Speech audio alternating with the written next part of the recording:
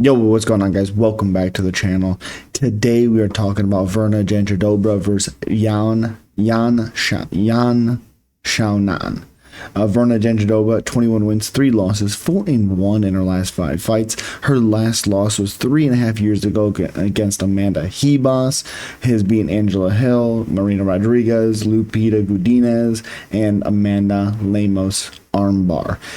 The thing that I would say Virna has done really well in these last few victories, last 4, is her grappling has just been so dominant. I don't know if it's been to where she's just kind of like when she gets positioned, control. If a submission comes, a submission comes. I think that's kind of taken her to the next level. Angela Hill, good takedown defense, but a 50-50 fighter. It's what she is. Marina Rodriguez, at the time, I believe she was a very highly touted prospect. I think the hype has died down on her a ton. Lupita Godinez, I thought this was a very good test for her when fighting a fighter who's so active and is really good everywhere, defensively and offensively. Just a really good fighter. And Virna beat her by her grappling. She had enough control time. She had enough takedowns.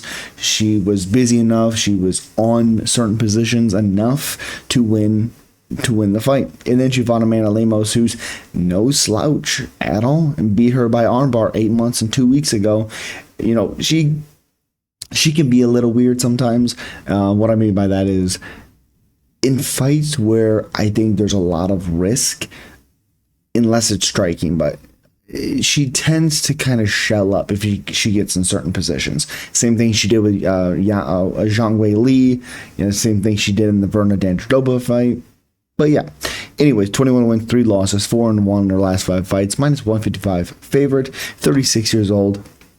Stands 5'3" with a 64-inch reach, fighting Yan Xiaonan, 19-4, 3-2 in her last 5 fights, 3-1 in her last 3, plus 130 as an underdog. 35 years old, 5'5" with a 63-inch reach, 2 inches in height for Yan with a 1-inch reach for Virna. The reach doesn't mean a ton because she's not, I would assume, not going to strike with her a ton. I would assume she's using the striking to set up the grappling. And the thing with this one is, like, you look at Virna, look at her, 1 TKO win. She has 15 finishes, but 14 of them are in the by submission. 8 first-round submissions. She has 4 finishes in the UFC, 3 by submission and 1 by TKO, 7-3 in the UFC. And her 3 losses: Amanda Hebos, Mackenzie Dern, Carla Esparza.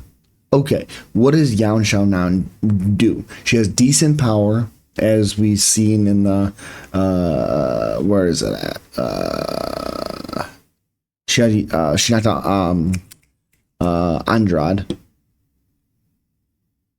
Jessica Andrade knocked her out. I thought it was a bit of an early stoppage, but still great counter right for sure. Beat Tabitha Ritchie, who's really decent everywhere. The thing that I really like with Virna is her control time. Like I said, her ability to get certain positions and be able to keep fighters there. She can make it weird. She can make it awkward. If you're able to reverse her, she's really good with her submissions in her guard. I really like something like that. I think a lot of this fight is going to play out as Yan Xiaonan getting top control, and it's going to be Virna looking for submissions. And I think certain times in transitions, Virna is going to end up on top, whether that's getting Yan Xiaonan's back. Either way, I really like, she had the 1 counter right there, 9-3 in the UFC, only 1 finish, 8 decisions. She's lost by decision. She's also been by finished, and that was by Carla Esparza. She was controlled and then finished. Zhang Wei Li also controlled her in moments. I just really like Virna Jandiroba in this matchup. But really appreciate you guys. Subscribe, like, comment if you're not already. Peace.